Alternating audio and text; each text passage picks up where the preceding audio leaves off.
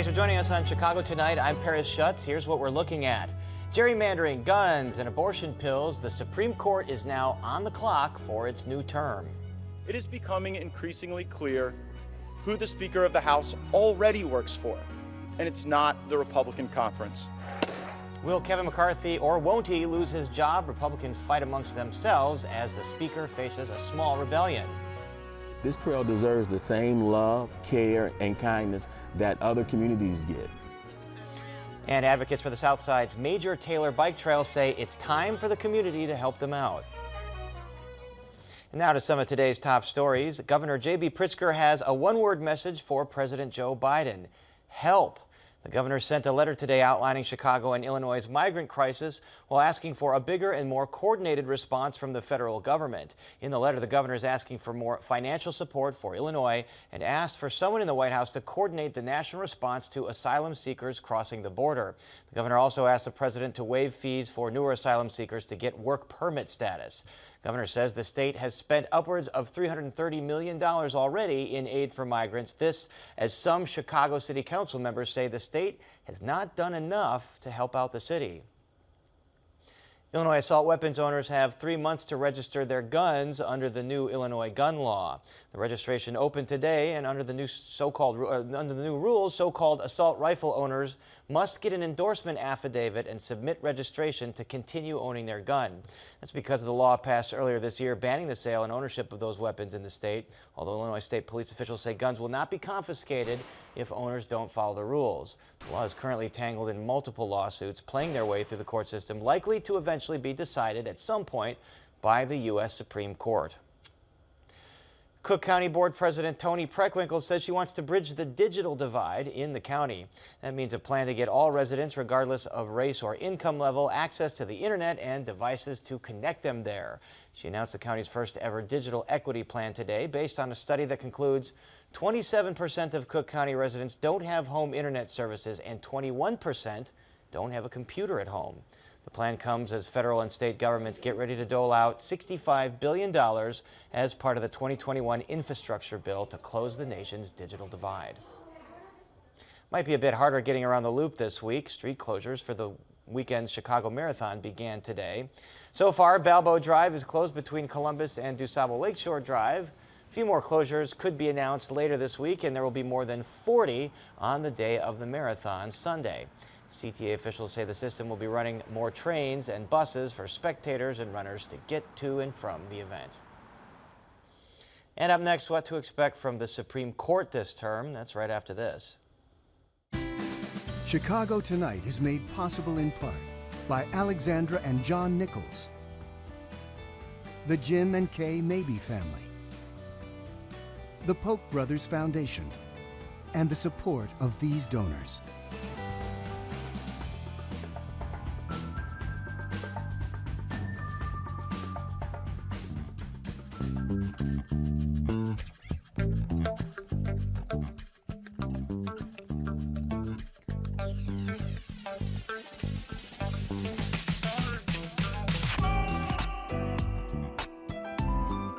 A bit of a quieter open to the latest U.S. Supreme Court term today than in years past. Still, the issues of abortion, guns, and partisan gerrymandering are expected to pop up again, despite major rulings on these very issues in the last few years. This comes as the court finds itself under increasing scrutiny over ethics concerns.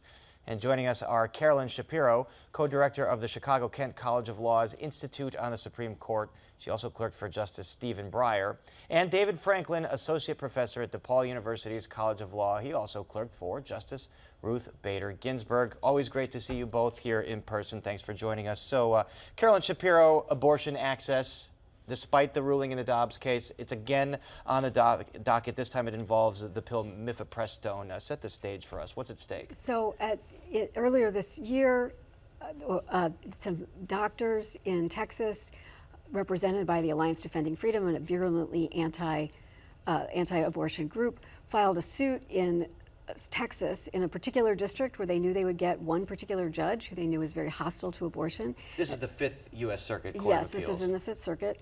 They asked him to say that mifepristone was illegal, that the FDA had not done an adequate job determining that it was safe and effective the part of their problem was that they were a very unusual group of people to bring this claim. They actually were doctors who never prescribed this because they don't believe in abortion. They say, well, maybe someday there might be somebody we might have to treat who might have taken mifepristone and might suffer complications, and that would be upsetting to us. Under normal doctrine, they wouldn't be able to bring this lawsuit, but the judge allowed them to do that. The Fifth Circuit did too. The Fifth Circuit cut back somewhat on the judge's ruling. The Fifth Circuit did allow mifepristone to continue under its ruling. It would continue to be available, but not through the mail and not through telemedicine. Now, the Supreme Court stayed the Fifth Circuit's ruling and the district court's ruling. They said, look, we know we're going to have to decide this case, so nothing changes. The pre-existing law remains in effect. Mifepristone remains available under the terms the FDA has set until we decide the case. Right, which ostensibly they'll be doing soon. David Franklin, would you anticipate some justices that voted one way in Dobbs might flip and vote a different way in this? It's possible. I do think that ultimately the court is going to find that these doctors don't have standing for the reasons that Carolyn gave. But I've been wrong before. It's another very important case, David Franklin, guns, once again, not the Illinois law that we assume is eventually going to get there, but this is concerning restrictions around people with domestic violence, restraining orders, and their ability to own guns. What's at stake in this case? Yeah, so there's a federal law that says that if you're under a domestic violence restraining order, and the individual involved in this case he beat up his girlfriend and then threatened her with a gun. Federal law says that while that domestic violence restraining order is in effect, you can't have firearms anymore. He argues that the Second Amendment, the Constitution, authorizes him to keep his guns and that the federal law is unconstitutional.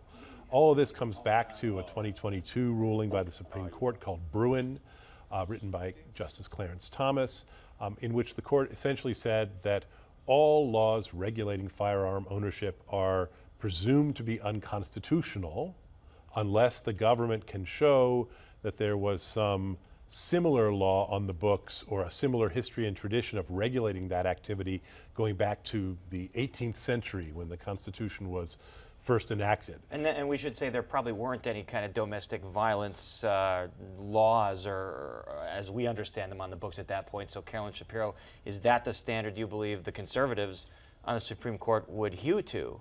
Well, it is the standard that the Fifth Circuit used. Again, the Fifth Circuit ruled that this guy had a Second Amendment right to his guns because back in the 18th century, women weren't protected by the law in the way that women are today. I think that this is going to be a hard one for a number of members of the Supreme Court. I think Justice Thomas will probably stick to his position that it's not a close enough analogy, but I think a number of the justices are likely to say, wait a minute, there is a history and tradition of keeping people who are considered dangerous from having guns, and this is analogous to that kind of regulation. But we'll see. I've been wrong before too. And before we move on, I just have to say that this entire approach to the Second Amendment is absurd and dangerous. And it also reveals that the Supreme Court has a selective approach to the so-called originalist methodology. Looking through 18th century statute books for an analogous regulation when guns are far more technologically effective and therefore far more deadly than they were back then, let alone the status of women having changed so much. It's ridiculous, and we ought to call it like we see it. That's what the Supreme Court has become in this area. Certainly different standards and different weapons, as you mentioned. Carolyn Shapiro, once again, gerrymandering, partisan gerrymandering on the docket, this time involving the maps drawn in South Carolina. And as has been the case for many states in the South, it involves race. Tell us about this. Yeah, the claim is actually a claim of racial gerrymandering. The plaintiffs in this case is the South Carolina NAACP, and what they say happened is that when South Carolina redrew their congressional districts, they deliberately moved 30,000 black people out of Congressional District 1. They set a target of 17% black people in that district, and that violates the Constitution. That allows race to predominate in redistricting, and that's unconstitutional under a long line of Supreme Court cases. South Carolina, which is a Republican-controlled state, is defending itself by saying, well, at least in part, what they're saying is it's not that we were trying to target race, we were trying to target partisanship. Of course, in the South in particular, race and partisanship are deeply connected. Now, the Supreme Court did say in 2019 in Rucho that it wouldn't decide when partisan gerrymandering was unconstitutional, but they didn't say that it's constitutional. They actually said it's anti-democratic. And Justice Kennedy said in his concurrence, the other branches should not be doing things that are unconstitutional. So whether they will allow this to actually stand as a defense to racial gerrymandering, I think is an interesting question. And we'll see if it goes the way they ruled in the case involving Alabama, a similar racial gerrymandering issue. David Franklin, there are a number of cases, as I understand, that sort of pertain to the power of federal agencies to regulate what sort of reach that they have. I mean, give us the umbrella of what the Supreme Court's going to consider here. There's a lot to watch in this area this term. There's a case in which the Supreme Court might overrule the most important Supreme Court case that you've never heard of, a case called Chevron, which basically says that when an administrative agency is charged with enforcing the law, it gets to interpret that law if the law is ambiguous, at least as long as the agency is being reasonable about it.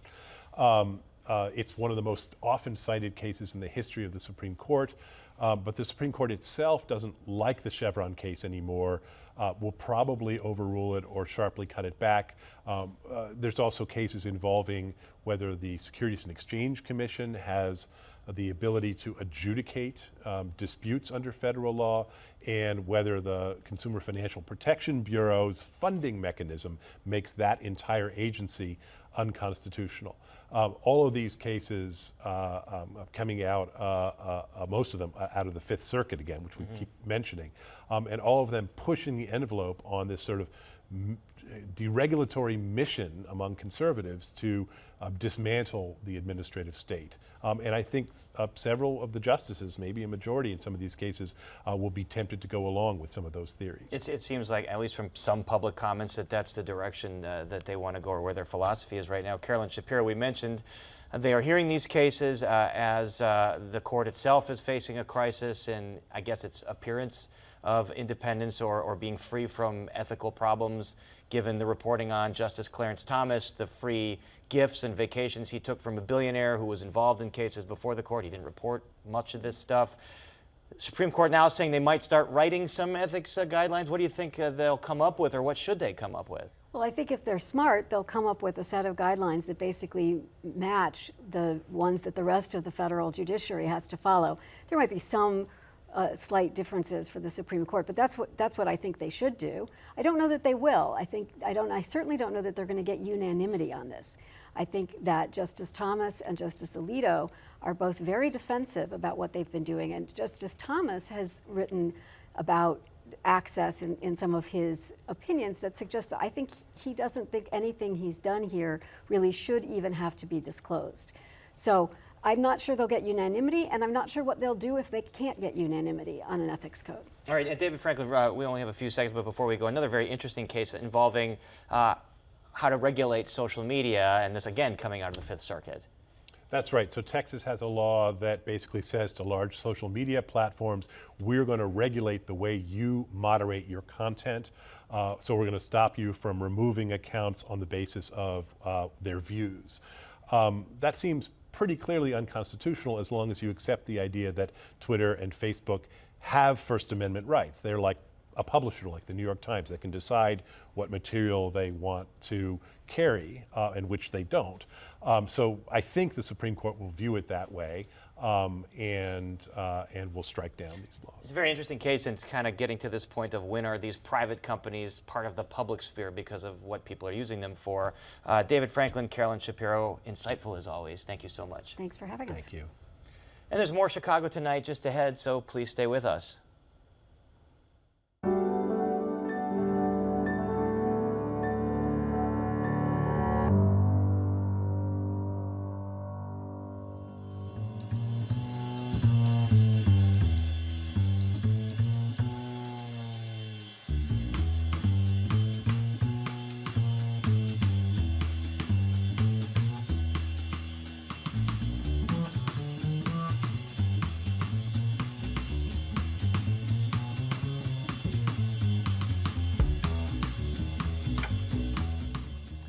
It's Monday, and in case you hadn't noticed, the federal government is still operating. That's because of an 11th hour deal to avert a shutdown for now.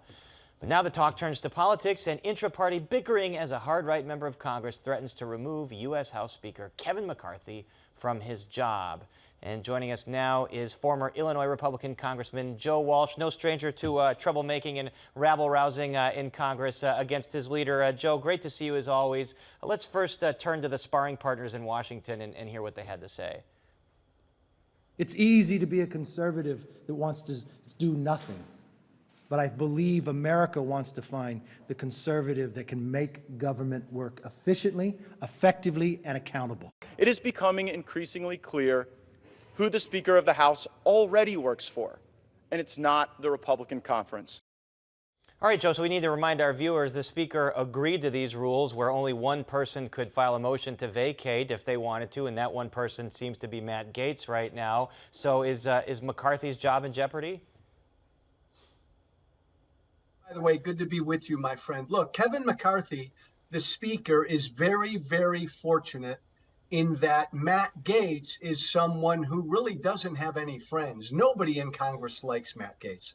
So McCarthy is benefiting from that. He's alone.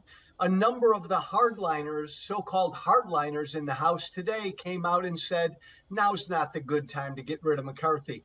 Look, Paris, I've been very public in that the Republican conference is run by MAGA. I mean, it's animated by most of McCarthy's conference are these hardliners. But this is not what they want to fight about. They'd rather go after Hunter Biden and Joe Biden and all the rest, not mess around with shutting down the government. Gaetz is on his own right now with this. Well, so you think these hardliners that have agreed philosophically with Matt Gaetz, and these are probably the most hardcore Trump supporters in the party, they're going to kind of let him twist on the vine here and let him go on TV and then kind of let it fizzle out? Yeah, they don't think, and they're right, they don't think this helps them politically. Look, most of my former colleagues in that conference, Paris, they are Trumpers. I mean, Donald Trump runs that conference. But this is not what they want to fight about, shutting down the government, because they rightly believe that hurts the Republicans. They, again, the bogus Biden impeachment inquiry, all of that, investigating Merrick Garland, that's the kind of stuff they want to do. Although they kind of had a hiccup with that Biden impeachment stuff because they held a hearing here and folks came and testified that they handpicked, saying it doesn't seem like there's really any hard evidence that President Joe Biden benefited in any way from whatever his son Hunter was doing involving foreign governments. Because, as we said, it's a bogus impeachment inquiry. Look, Republicans, Paris, promised us 2 years ago that if they were given control of Congress, they would investigate. It was going to be 2 years of retribution for how they believe Donald Trump is treated. They still want that because that's what their base wants, even if there's no basis to it, like this bogus impeachment inquiry. Speaking of, politicians or presidential candidates with legal problems, today began the civil trial in New York for former President Trump, accused of alleged fraud involving his businesses there. And then comes 4 criminal trials after this, the hush money case, Mar-a-Lago, January 6th, and then the Georgia election case. You interface with Trump supporters all the time. You made this point because you were speaking to them as a radio host. When you talk about all these cases to them, what do they say to you? Oh, it's all gold for Donald Trump. All of his criminal troubles and trials, Paris, only strengthen his support within the party. I mean, think about it. 2.5 years ago, he led a violent attempt to overthrow an election, and they stuck with him. They firmly believe, Paris, Trump voters do, that this thing called the deep state is after him. So this is a badge of honor for him, what he's going through right now. He's going to be the Republican Party nominee. That was never in doubt. And I know, on your podcast and on your social media, you try to kind of mediate some of these arguments, try to reach across the divide here to sort of talk to people that are some of the hardcore Trump supporters. Are there any examples you have where you got through to someone that was kind of ride or die for Trump and they started seeing things perhaps the way you see them? Yes, Paris, I wish I could tell you tens of thousands every week, but no. maybe one or two every week. I come from the right, and most people on the right think I'm a traitor because I turned on Trump. This is Trump's party right now, and that's not going to change. But Paris, I find that when you put little nuggets of truth, the truth, in front of Trump supporters, every now and then the light bulb goes off and they realize they've been deceived by him. Does that mean that some of these primary candidates like Chris Christie, who are the loudest in sort of goading him or criticizing him, might gain some kind of traction at some point? No, not at all. And again, Paris, I hopelessly ran for president in 2020. There's no anti-Trump lane in the Republican Party. I've got to watch my language because I respect you and this station. Republican voters want a jerk to be their nominee. They want a guy like Trump. They want an authoritarian. And if not Trump, Paris, they want somebody just like Trump. But if you're a Trump critic like me, look at my friend Adam Kinzinger. You have no future in this party. No doubt he has kind of been excommunicated, although the Illinois Democrats had a little bit of part of that when they kind of gerrymandered his district and made it impossible for a Republican to run there. All right, Joe Walsh, all the best to your wife, Helene. Thanks for joining us and great to see you. Love you, Paris. Love your show, man. Thanks. All right, right back at you. Thanks so much. And up next, some cyclists say their favorite spot to ride deserves more attention. But first, a look at the weather.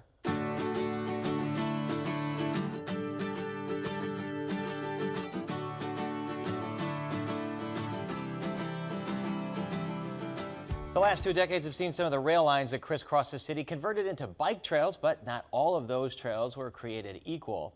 On the south side, champions of the Major Taylor Trail say it has helped them get on the road to wellness. Now they're asking for the city and community to kick it into high gear and get the trail the amenities they say it deserves.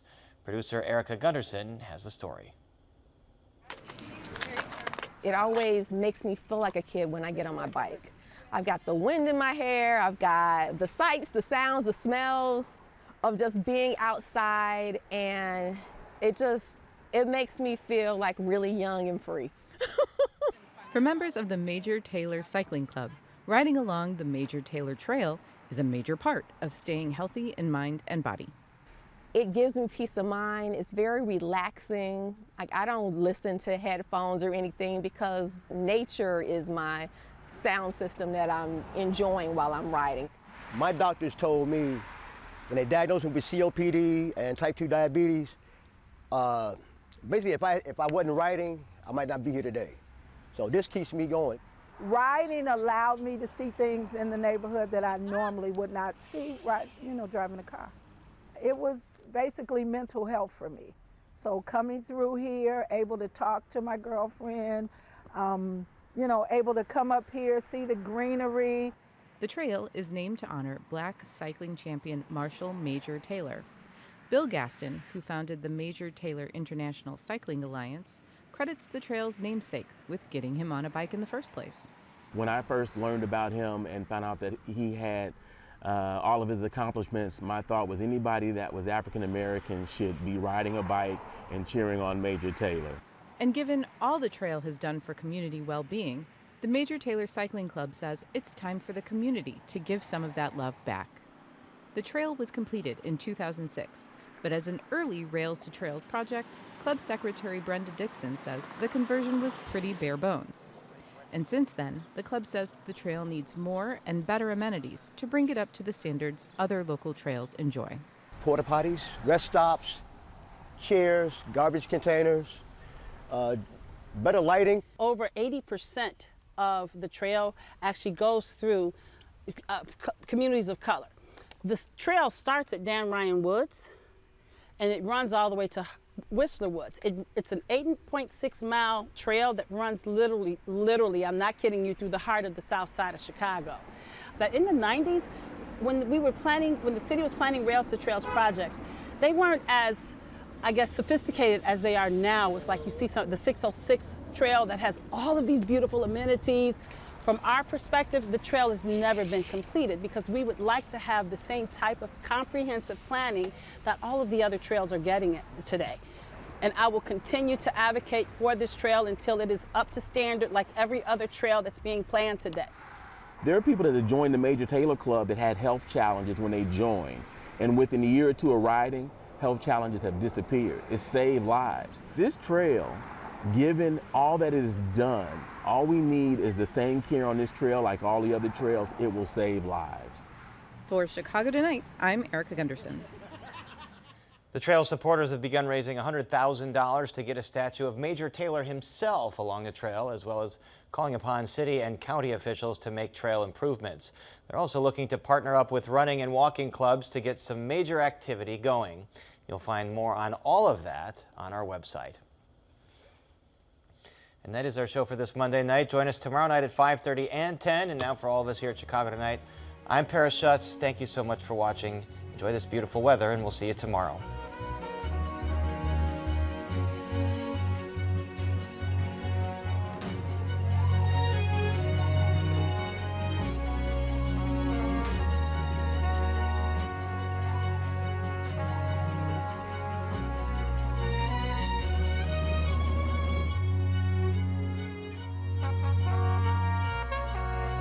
Closed captioning is made possible by Robert A. Clifford and Clifford Law Offices, a Chicago personal injury and wrongful death firm whose attorneys embrace a culture of philanthropy and service by volunteering their time, expertise, and guidance to help others in the greater Chicago community.